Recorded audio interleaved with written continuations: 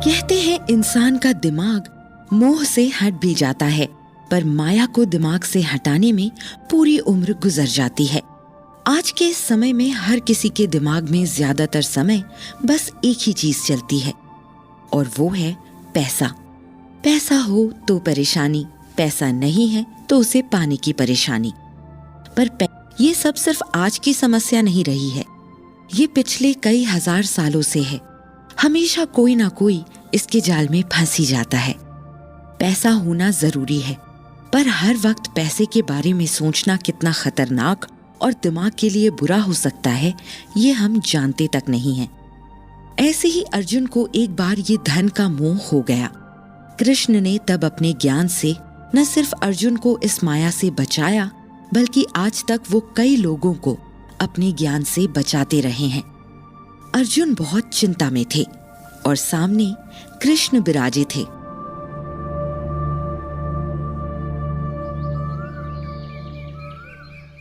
तुम्हारी शक्ल देखकर मालूम होता है कि तुम काफी चिंता में डूबे हो। क्या बात है? मैं वाकई बहुत चिंता में हूं। मैं एक राज परिवार से संबंध रखता हूं और रिश्ते नातों से लेकर अपनी कमाई हुई संपत्ति तक को भी मुझे संजोना सिखाया गया है। लेकिन अब ये सब कुछ करते हुए मैं जरा भी खुश नहीं हूं। मेरे पास पैसा है, संपत्ति है और हर वो चीज है जो इंसान को खुशी देती है, पर मुझे खुशी क्यों नहीं है? मेरे अंदर ये सब होकर भी और पाने की इच्छा और इसे खोने का डर हर समय सताता रहता है। मैं क्या करूं? कृष्णा अर्जुन की बातों को मुस्कान के साथ सुन रहे थे। उनके पास इस तरह के सवालों के कई तरह के उत्तर मौजूद थे। देखो, इस जीवन में धन संपत्ति बहुत जरूरी है। तुम्हें कोई नहीं कह रहा है कि तुम अपनी धन संपत्ति को त्याग कर दो। कोई अपनी मेहनत की कमाई को यूं ही नहीं जाने देता, लेकिन अपनी संपत्ति से अपनी खुशी को जोड़ना बंद कर दो। जिस दिन तुमने ये कर लिया, उस दिन तुम्हें मालूम होगा कि खुशी का पैसे से कोई लेना देना ही नहीं होता है। कई लोग निर्धन होकर भी खुश हैं और कुछ बहुत पैसे कमाकर भी चिंता में तुम्हारी तरह डूबे हैं। तुम पैसे कमाने की ओर ध्यान लगा सकते हो, पर उसके बढ़ने या घटने से अच्छा या बुरा महसूस करना अच्छी आदत नहीं होगी। कृष्ण शायद अभी और भी बात कहते, पर अर्जुन इसी बीच कुछ झुंझला से गए। मैं आपकी बातों को पूरी तरह से समझता हूं और ये बातें मुझे पता भी हैं, पर इस पर मैं काम कैसे करूं ये मुझे समझ नहीं आ रहा है। मेरी खुशी अब मेरे घर का पैसा और लोग तय करने लगे हैं। अगर मैं धन कमाना छोड़ दूंगा तो फिर मेरी जिम्मेदारियों का क्या होगा जो मेरे ऊपर हैं? कैसे मैं सब में एक संतुलन बनाऊं? अर्जुन बहुत ज्यादा चिंता में थे। हर आदमी अपने जीवन में इस तरह की समस्या से रोज जूझता है। एक समय के बाद आदमी खुशी को ढूंढना ही बंद कर देता है और बस पैसे कमाने की दौड़ में लगा रहता है। इसी दौड़ से बचने के लिए कृष्ण ने अपनी बात आगे बताई। संतुलन बनाने का मतलब ये नहीं कि तुम अपनी जिम्मेदारियों से मुंह मोड़ लो, या फिर पैसे ही ना कमाओ, या फिर लोगों और चीजों से अलगाव पैदा कर लो। संतुलन का मतलब है कि अपने कर्मों से अपनी खुशी को नापो, न कि उसके फल से। अगर हर बार तुम फल पाने की इच्छा से कर्म करोगे और तुम्हें मन के हिसाब से वो नहीं मिलेगा, तो तुम दुखी ही होंगे। इसलिए अपना काम करो और खुश रहो। पैसे कमाओ, पर उसके आने और जाने से अपने मन को दुखी मत करो। अपने मन को अपने वश में रखो। अर्जुन कृष्ण की बातों को सुनकर उन्हें समझने की कोशिश में थे।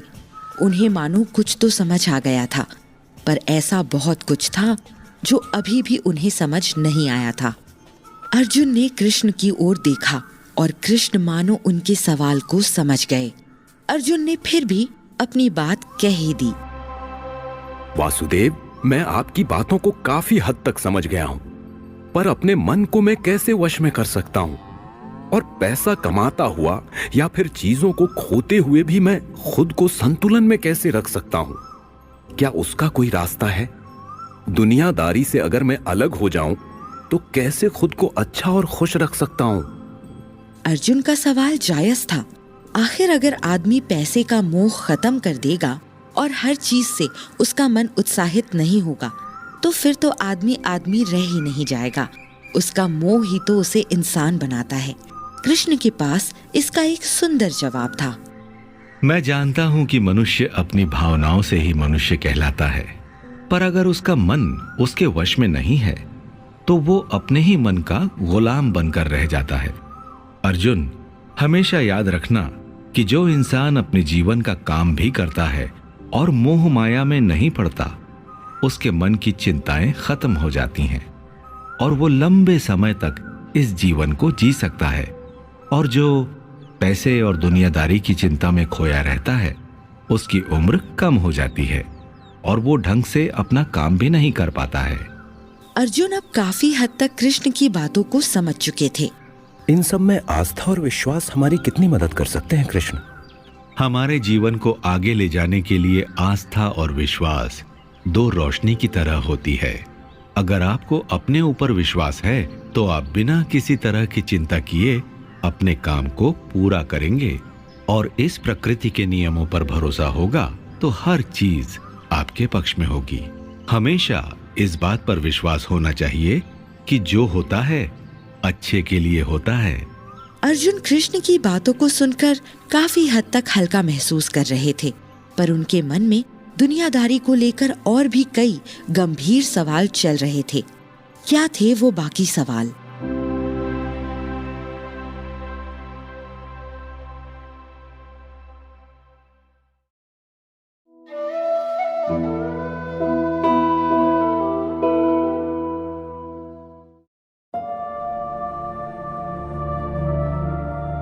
आजकल की जिंदगी में जो एक चीज हमें सबसे ज्यादा परेशान करती है वो है गुस्सा, जो किसी भी बात पर आ जाता है। गुस्सा हमारे शरीर और मन को कितना नुकसान पहुंचाता है ये सब हम बचपन से सुनते आए हैं। ऐसे ही कृष्ण से एक दिन भीम ने अपने गुस्से को लेकर सवाल किया, क्योंकि भीम को काफी ज्यादा गुस्सा आता था। भीम ने गंभीर होकर कृष्ण से सवाल किया, कान्हा, आप तो जानते ही हैं मुझे अक्सर गुस्सा आ जाता है और कई बार तो मेरे बस से बाहर होता है। मैं चाह कर भी खुद को काबू में नहीं रख पाता हूं। आप तो जानते ही हैं कि गुस्से में मैंने कई बार कितने गलत कदम उठाए हैं। कृपा करके इसके लिए कुछ रास्ता दिखाइए। कान्हा भीम को जानते थे और उसके गुस्से को भी। वो अच्छे से जानते थे कि न सिर्फ इस समय बल्कि आने वाले कई युगों तक गुस्सा या क्रोध मनुष्य का सबसे बड़ा दुश्मन होगा। इसलिए इस बारे में जानकारी देना जरूरी था। कृष्ण ने इतना सब सोचते हुए भीम को बताया, भीम, इंसान को लगता है कि उसका दुश्मन बाहर कहीं है, पर सच ये है कि उसका दुश्मन बाहर से पहले उसके खुद के भीतर ही होता है।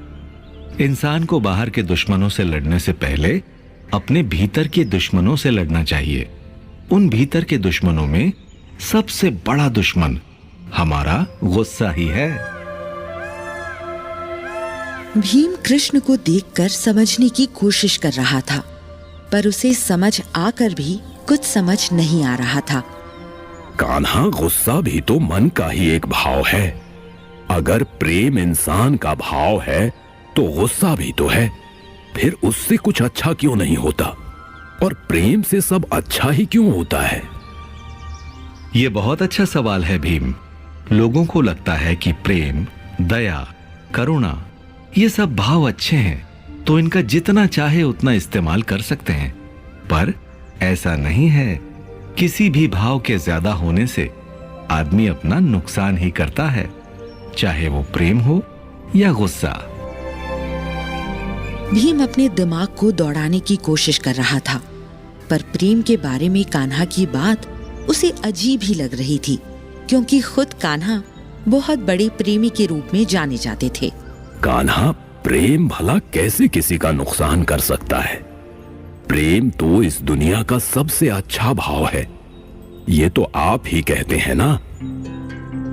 कृष्ण भीम की दुविधा को समझ रहे थे और ये देखकर उन्हें थोड़ी हंसी आ रही थी। उन्होंने अपनी सुंदर मुस्कान के साथ भीम को समझाया।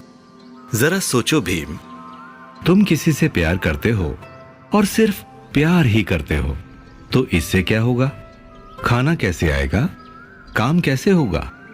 बाकी चीजों का क्या होगा? कपड़े क्या पहनोगे? ये जो तुम इधर उधर दिन भर घूमते हो, इसके पैसे कहां से आएंगे? भीम, जीवन सिर्फ प्यार करने से नहीं चलता है। प्यार, गुस्सा और दुनिया का हर एक भाव एक संतुलन में होना चाहिए। जिसने ये संतुलन बना लिया, उसके लिए ये कठिन जीवन आसान हो जाता है। पर ये इतना आसान नहीं है जितना मैं कह रहा हूं। यहां तक मैं खुद जो तुम्हें इतनी बातें बता रहा हूं, मुझे भी कभी कभी बहुत गुस्सा आता है। तो आपको जब गुस्सा आता है तब आप क्या करते हैं? गुस्से को क्या सच में काबू में किया जा सकता है क्या? बिल्कुल भीम, गुस्से को काबू में करने के लिए हर इंसान को बस अपने मन को काबू में रखना होगा। और अपने गुस्से को समझने के लिए सबसे पहले यह समझना होगा कि हमें किन बातों से गुस्सा आता है, किस समय गुस्सा आता है, और गुस्सा आते ही हम सबसे पहले क्या करने की कोशिश करते हैं। इन सब बातों को सोचते ही पहले तो तुम्हें यह समझ में आ जाएगा कि कई बार हम कितनी बेतुकी बातों पर गुस्सा होते हैं, या फिर कई बार बड़ी लड़ाई कर बैठते हैं। सबसे पहले इन वजहों का पता लगाना होगा। कान्हा, आप कैसी बातें करते हैं? भला कोई गुस्सा करते हुए ये सोचेगा कि मुझे गुस्सा किस वजह से आ रहा है? वो तो सीधे गुस्सा करेगा ना। कृष्ण ने एक बहुत सुंदर मुस्कान भीम को दी। सही कह रहे हो भीम जी, पर अपने ऊपर काम करने वाले इंसान और बस यूं ही जीवन जीने वाले इंसान में यही तो फर्क होता है। जिसे ये अपना जन्म सुधारना है और अपने गुस्से पर काबू पाना है, वो सबसे पहले हर वक्त सजग रहना शुरू करेगा। इस बात पर सजग रहना कि किस घटना से हमारे भीतर कौन से भाव पैदा हो रहे हैं।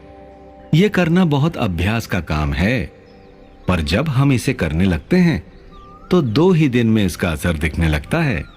उस अभ्यास में हम ऐसा क्या कर सकते हैं जिससे हम अपने गुस्से को अपने काबू में कर सकें?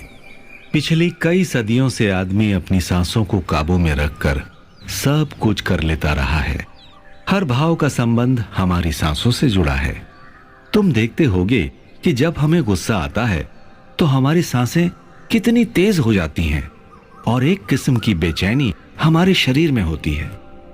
इसलिए जरूरी यही है कि हम रोज कुछ समय अपनी सांसों को काबू में करने का अभ्यास करें। योग या फिर प्राणायाम करना गुस्से को शांत करने का सबसे अच्छा तरीका है।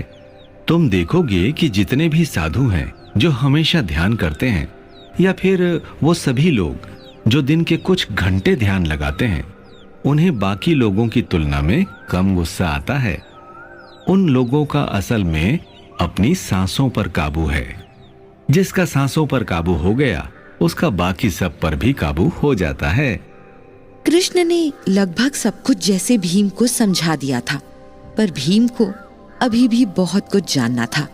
वो अपनी सोच विचार से एक पल में बाहर आया और सवाल किया। ये सब तो ठीक है कान्हा, पर अगर किसी ने हमारी इच्छा के हिसाब से काम न किया हो और उससे हमें गुस्सा आए, तब क्या करें? कई बार लोग ऐसी गलतियां कर देते हैं कि दिमाग खराब हो जाता है और गुस्सा आना लाजमी हो जाता है। इसके लिए क्या तरीका है कान्हा? किसी भी गलती के लिए उस पर चिल्लाना या गुस्सा करना सबसे आसान है, बल्कि उसे माफ करना या फिर उसे समझाना बहुत मुश्किल। हर आदमी गलती पर सिर्फ डांटता है, समझाता कोई नहीं। जो गुरु अपने शिष्य को उसकी गलती पर डांटता नहीं बल्कि समझाता है, वो शिष्य बहुत समझदार होता है, जबकि डांटने वाले गुरुओं के बच्चों का आत्मविश्वास कम हो जाता है और वो कुछ नहीं कर पाते। इसलिए लोगों को माफ करना सीखना चाहिए। पति, पत्नी, बच्चे या फिर किसी भी रिश्ते में गुस्सा कभी रिश्ते बनाता नहीं है, बस तोड़ता है। जो माँ बाप हमेशा बच्चों पर गुस्सा करते हैं, वो बच्चे अपने माँ बाप से सच बोलना बंद कर देते हैं। अगर शांति से, समझदारी से बात की जाए तो हर बात आसान है। जो इंसान शांत स्वभाव में रहता है वो ज्यादा सुखी भी होता है और अपने काम को अच्छे से कर पाता है। इसीलिए मैं चाहूंगा कि तुम भी बेवजह गुस्सा करना छोड़ दो। कान्हा, ये बात इतनी आसानी से कोई पहले समझा देता तो मैं अपनी इतनी शक्ति गुस्से पर कभी बर्बाद नहीं करता। बस कान्हा, एक आखिरी बात, एकदम से आए गुस्से को कैसे रोकें? जैसे ही गुस्सा आए तुरंत अपनी सांसों पर ध्यान दो। सांसें तेज चल रही हो तो उन्हें सामान्य करो और फिर समस्या के बारे में सोचो जिसके लिए तुम्हें गुस्सा आ रहा था। कई बार बस चुपचाप बैठे बैठे खीज भी होती है, तो उस खीज की जड़ तक पहुंचो। कई बार गुस्सा हमें खुद पर आ जाता है और उसे हम दूसरों पर उतारते हैं। दूसरों पर गुस्सा उतारने वालों को ही सबसे ज्यादा योग और प्राणायाम की जरूरत होती है। अगर ऐसे लोग दिन के कुछ पल भी अपनी सांसों को देंगे तो उन्हें बहुत फायदा होगा। सही कह रहे हैं आप कान्हा, अब मैं ऐसा ही किया करूंगा। कृष्ण ने अपने मन को काबू में रखने के लिए ठीक ही कहा था। गुस्सा सबसे आसानी से आ जाता है और लोग गुस्से में ना जाने कितने गलत कदम उठा लेते हैं। जब भी आपको गुस्सा आए, एक लंबी सांस लीजिए और उस बात और उस गंभीरता के बारे में सोचिए। आप देखेंगे कि आपका गुस्सा काफी हद तक कम हो गया है।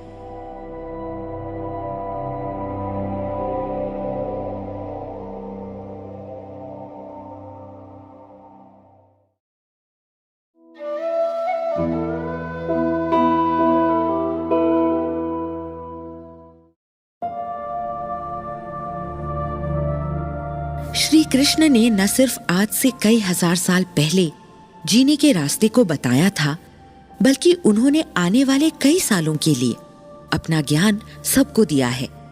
एक आदमी जो न सिर्फ युद्ध के ज्ञान को अच्छे से जानता है, बल्कि दुनियादारी से जुड़ी हुई सब बातों का रहस्य भी उन्हें पता है। इस जीवन को जीने में इंसान को कई तरह की दिक्कतें आती हैं। कभी गुस्सा, कभी पैसे से जुड़ी परेशानी और कभी काम का इतना ज्यादा बोझ हो जाना कि उसकी वजह से कोई काम ही ना कर पाना। एक बार कृष्ण का एक भक्त जो किसी जगह नौकरी करता था, वो आया और बहुत ही परेशानी से भरे चेहरे के साथ कृष्ण से कह रहा था,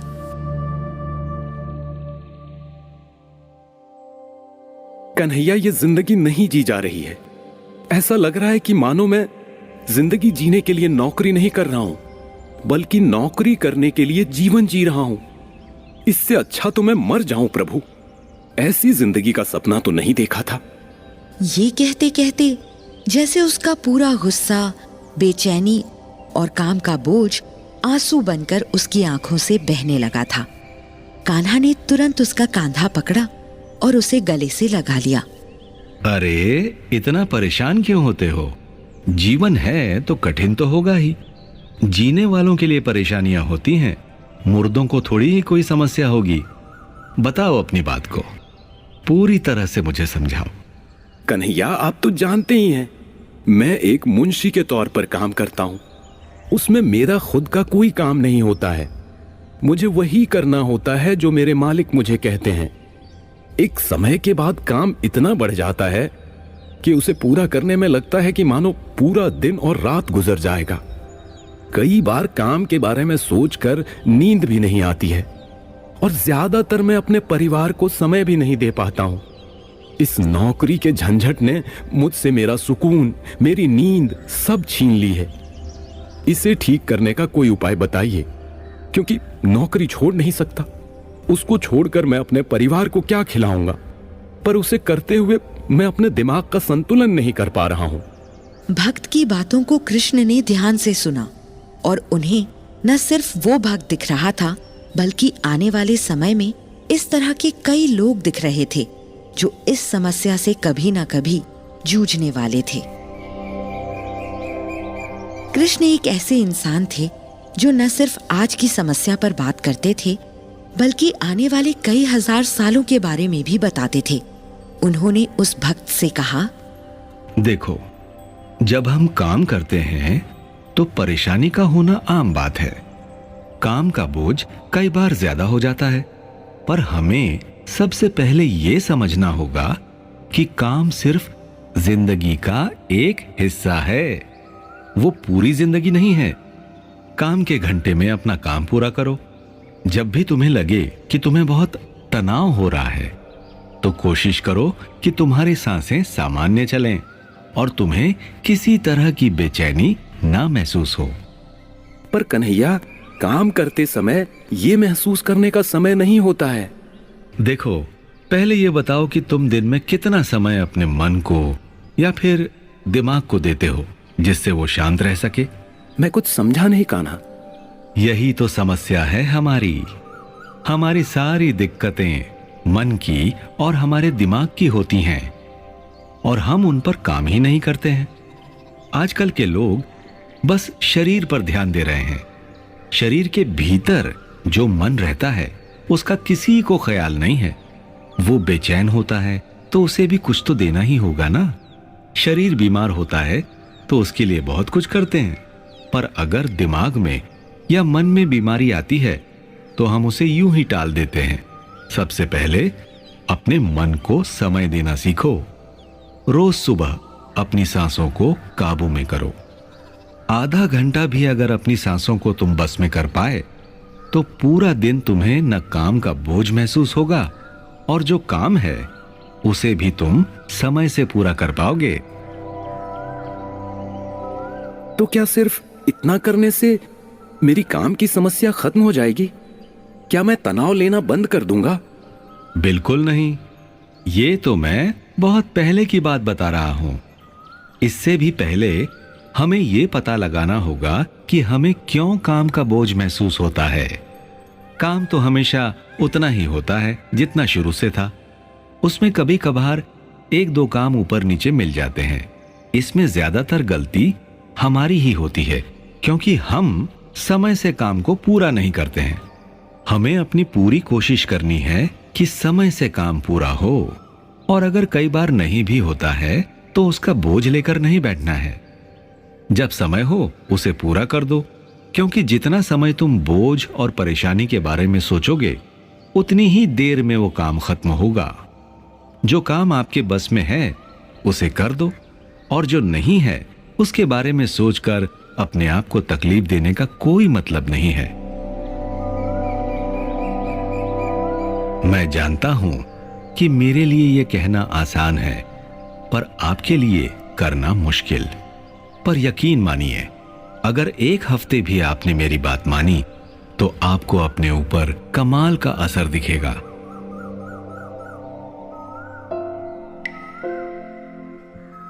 भक्त कृष्ण की बातों से काफी कुछ सीख रहा था और उसे समझ आ रहा था कि वाकई वो उन बातों की भी चिंता करता है जिन पर उसका कोई बस ही नहीं है, और इस वजह से वो कई बार उन कामों को भी नहीं कर पाता है जिन्हें वो खुद कर सकता है। कन्हैया, कोई बहुत आसान विधि बता दीजिए जिससे मैं और आसानी से अपनी चिंताओं को दूर कर सकूं और अपने काम को पूरा कर सकूं।